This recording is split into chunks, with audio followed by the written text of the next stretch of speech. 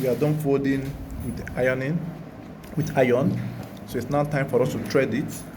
So you have to make sure you fold it in a way that will not be more than 1.5. So thread from the inside while you fold the tip.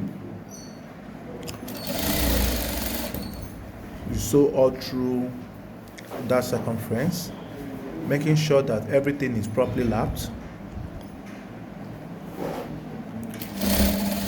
So from here, arrange every nook and cranny, and then do the same thing on the second leg.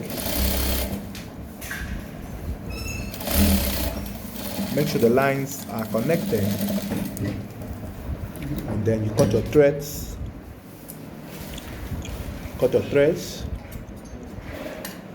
Then stitch the second leg as well. This is how to fold trousers and both shorts.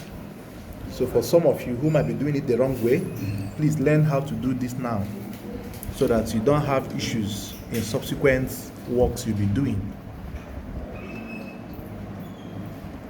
Once you arrange this area properly this way, you fold all through, fold all through this way, go all through to this very point,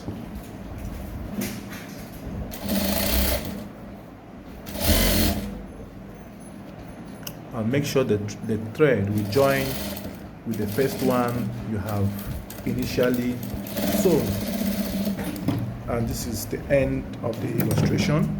I do hope you enjoy it. Don't forget to like, share, comment, and subscribe to my YouTube channel. Thank you for watching. Then you have to go and iron the leg, and this is what we have. See how beautiful it is.